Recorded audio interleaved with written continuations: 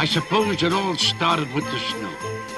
You see, it is a very special kind of snow.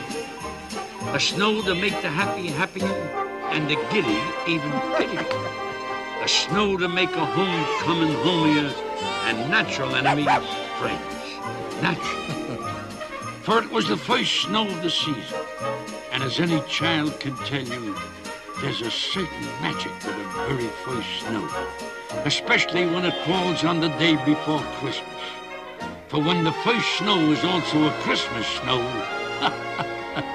well, something wonderful is bound to happen.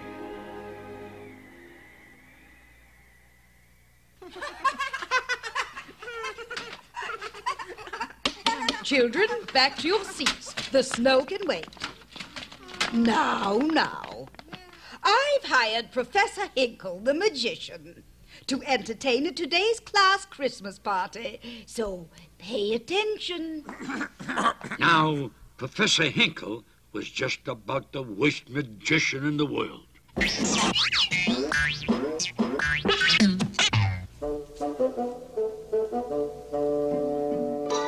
so, I put the magic eggs into my hat.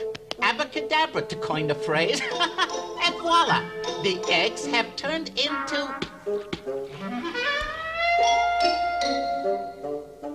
Messy.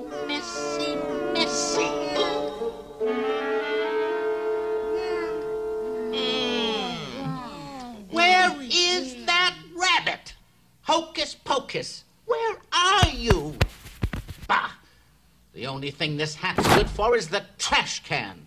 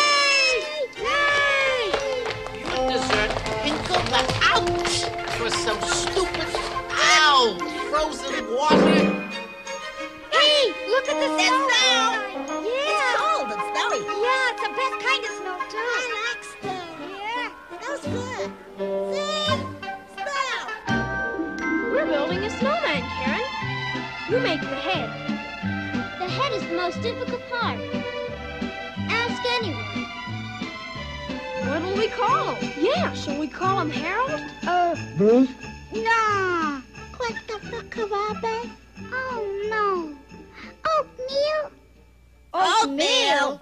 How about Frosty? Frosty? Yeah, Frosty it is! Frosty the Snowman! Yay! Yay! Frosty the Snowman, what a happy, jolly soul! With a corncob pipe and a button nose and two eyes made out of coal. Frosty the Snowman. Come back here, you!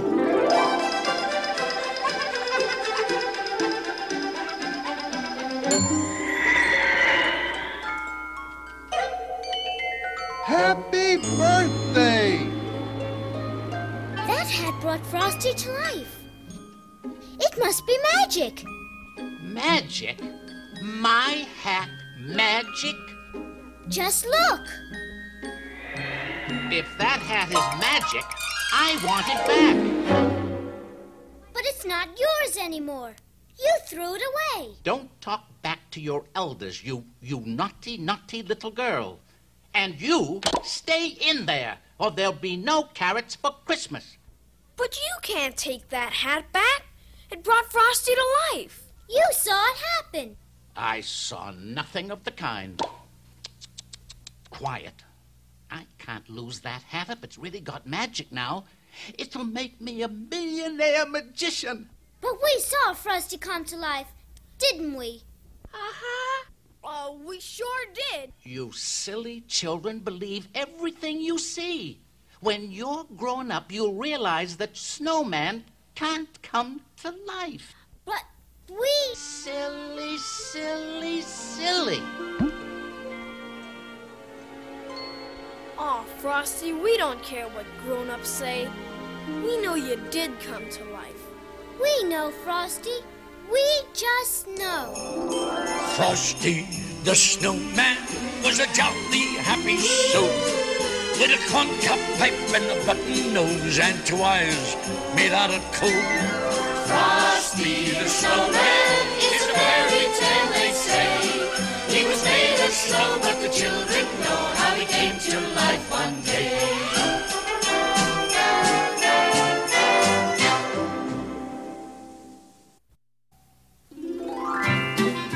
Now, of course, the hat did belong to Frosty and the children. That point must be made very clear. Therefore, Hocus Pocus was entirely in the right in what he was about to do.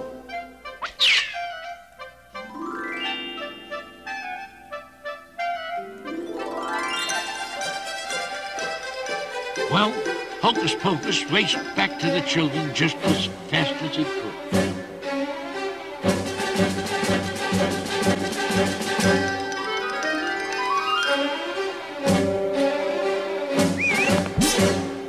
Look, the hat's back. Let's see if it'll make Frosty alive again.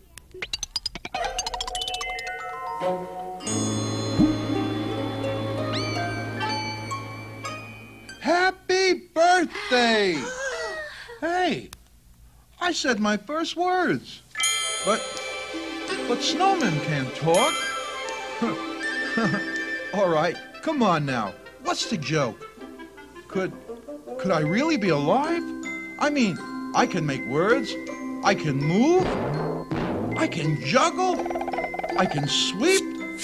I can count to 10. 1, 2, 3, 4, 5, 9, 6, 8. Well, I can count to 5. What do you know? I'm even ticklish. In fact, I'm all living. I am alive. What a neat thing to happen to a nice guy like me. There must have been some magic in that old silk hat they found. Oh, when they placed it on his head, he began to dance around. Frosty the Snowman was alive as he could be, and the children say he could laugh and play just the same as you and me. Uh-oh. What's the matter, Frosty? Whew. Is there a thermometer around here? Over there in the wall. Why? Oh, I was afraid of that. The thermometer's getting red. I hate red thermometers. Why, Frosty? Because when the thermometer gets all reddish, the temperature goes up. And when the temperature goes up, I start to melt. And when I start to melt, I get all wishy-washy. Then you've got to go someplace where you'll never melt. The only place I'd never melt is the North Pole. Then we've got to get you there. Yeah, we'll take you downtown to the railroad station and put you on a train. Great! I always wanted to see the town. Let's make a party out of it. Let's have a parade. Frosty the Snowman knew the sun was hot that day, so he said, let's run and we'll have some fun now before I melt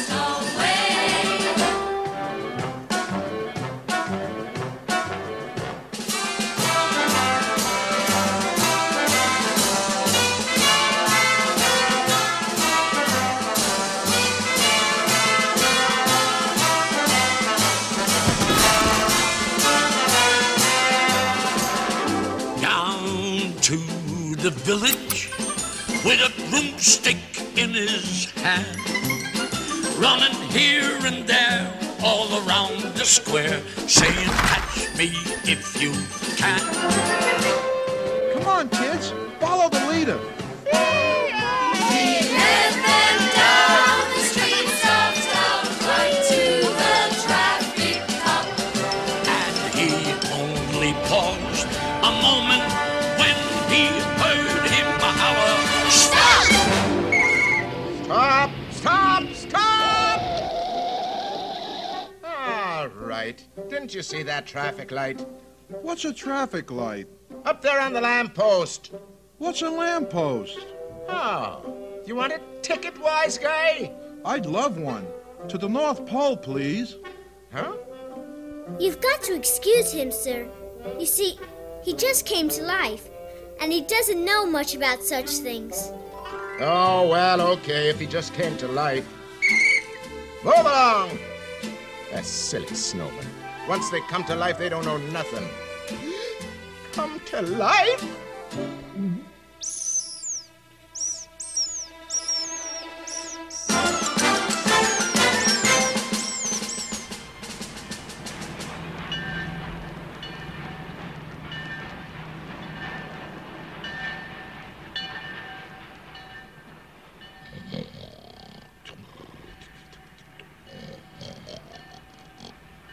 We'd like a ticket to the North Pole, please.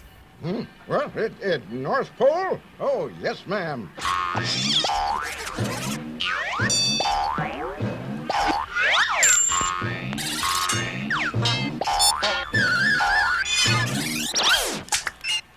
Route you by the way of Saskatchewan, Hudson Bay, Nome, Alaska, the Klondike, and Aurora Borealis. Gotta make a change at Nanook of the North Road. That'll be $3,000.04, including tax. Oh, but we don't have any money. No money! No money, no ticket.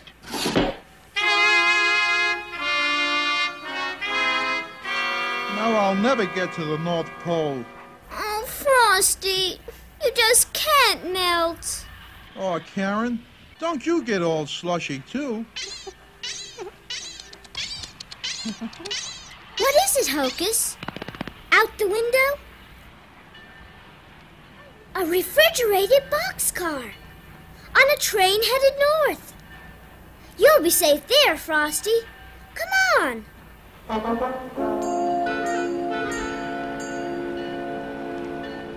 It's full of ice cream and frozen Christmas cakes. What a neat way to travel.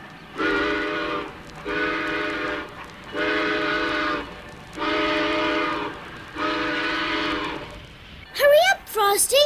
The train is pulling out. Are you coming to the North Pole, too? I'm sure my mother won't mind, as long as I'm home in time for supper.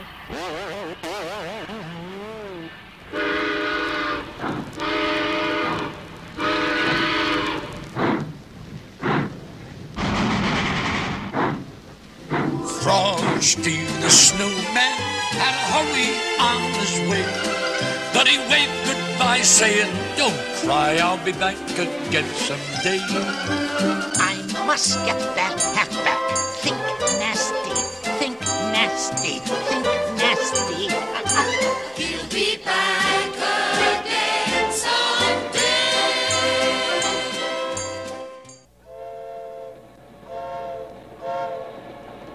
Now, actually, a refrigerated boxcar is a splendid way to travel. Splendid, that is, if one is a snowman or a furry-coated rabbit. But for Karen... Are you cold, Karen? Now, that's a silly question. You wouldn't be sneezing if you weren't cold. Well, just a little. Frosty realized that Karen had to get out of that car as soon as possible. So when the little freight train stopped to let an express full of happy Christmas travelers pass, Frosty took advantage of the opportunity and quickly got them all out. Oh, you tricked me! No fair! The only thing Professor Hinkle could do was make a jump for us.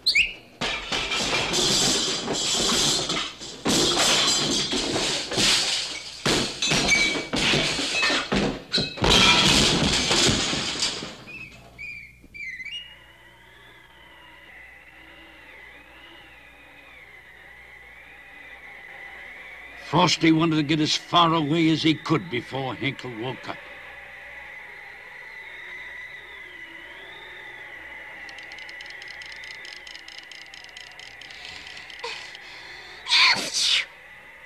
But the woods through which they traveled were still bitterly cold.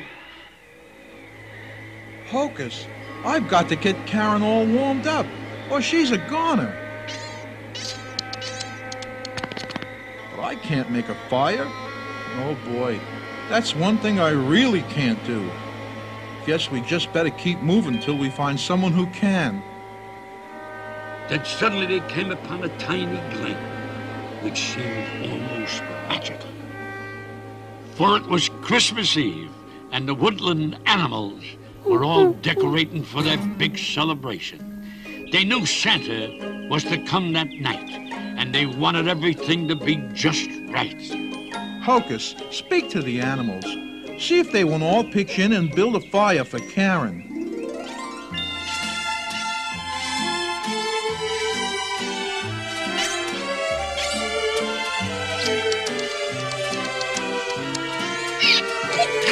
The animals were delighted to help. So they found a spot away from the glen where the fire wouldn't catch onto the trees. Soon there was a spark, and in almost no time, a splendid fire was crackling away.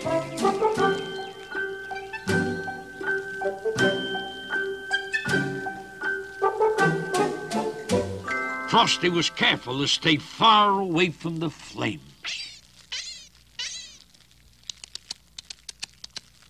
Hocus, we've got to find someone to help Karen get home before she freezes, and me to the North Pole before I melt. But who? No, not the Marines. No, not the President of the United States. Oh, they were both swell ideas, but we've got to find someone nearby.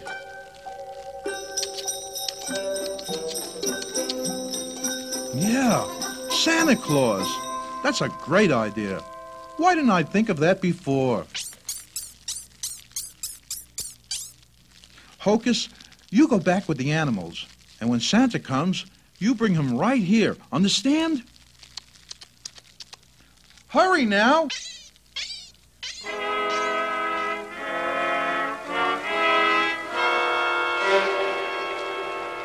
And so Frosty kept a silent vigil, waiting patiently all through the night until Santa would arrive. But suddenly... Oh, a campfire. Well, isn't that all snug and comfy? No, don't! Now, give me that hat or else. Or else what?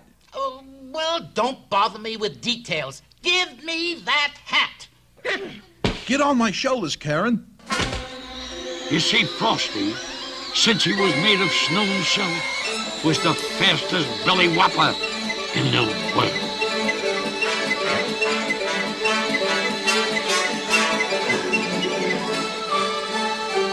And old Professor Hinkle was soon far outdistanced.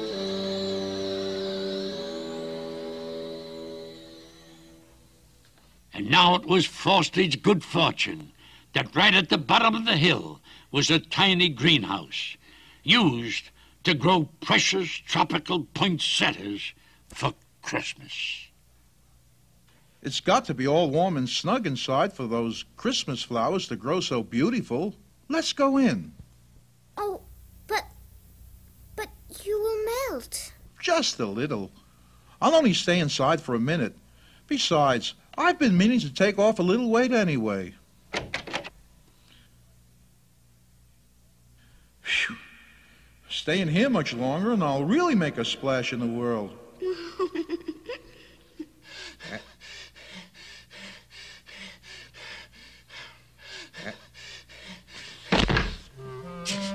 Now I've got you.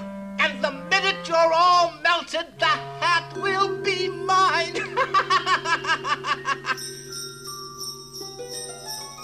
Santa had arrived, but was he too late?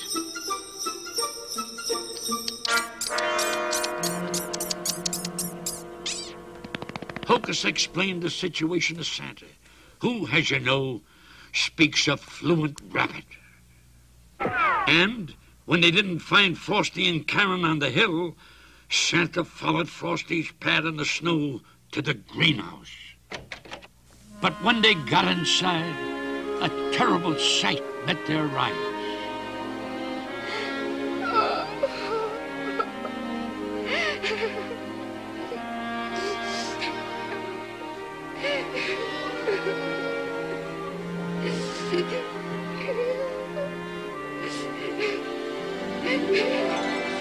Frosty the Snowman was a happy, jolly soul with a corncob pipe and a button nose and 2 eyes made out of coal. They were too late. Too late? Why, nonsense. Oh, don't cry, Karen. Frosty's not gone for good. You see, he was made out of Christmas snow, and Christmas snow can never disappear completely. Oh, it sometimes goes away for almost a year at a time and takes the form of spring and summer rain. But you can bet your boots that when a good, jolly December wind kisses it, it'll turn into Christmas snow all over again. Yes, but he was my friend. Just watch.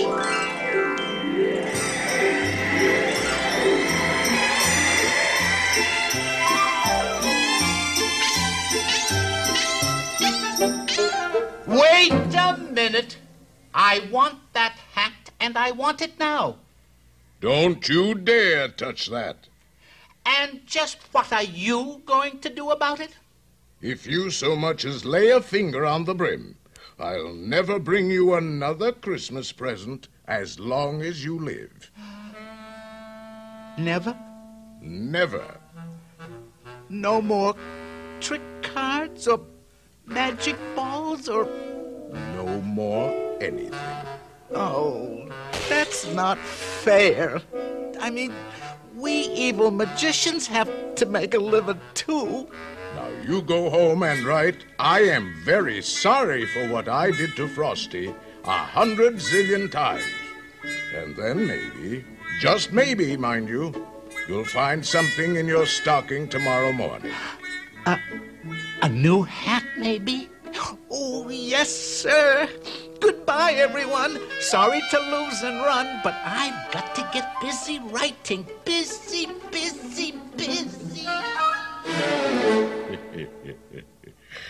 Come on, Frosty. We're all waiting for you. Happy birthday! Frosty the Snowman is a fairy tale, they say. He was made of snow, but the children know how he came to life one day. And so Santa took Karen home and made ready to bring Frosty back to the North Pole with him. Karen hated to say goodbye to Frosty, but as Santa promised, Frosty returned every year with the magical Christmas snow. And every year there was a great celebration with a big Christmas parade. Thumpity thump thump, thumpity thump thump. Look at that Frosty go Thumpity thump thump, thumpity thump thump. over the hills of snow. Frosty the Snowman was a jolly, happy soul with a corncob pipe and a button nose and 2 eyes made out of coal. And with Frosty the Snowman, Christmas was always very merry indeed. You have a Merry Christmas, too. Frosty the Snowman had to hurry on his way. But he waved goodbye, saying, don't you cry. I'll be back on Christmas Day. Thank you.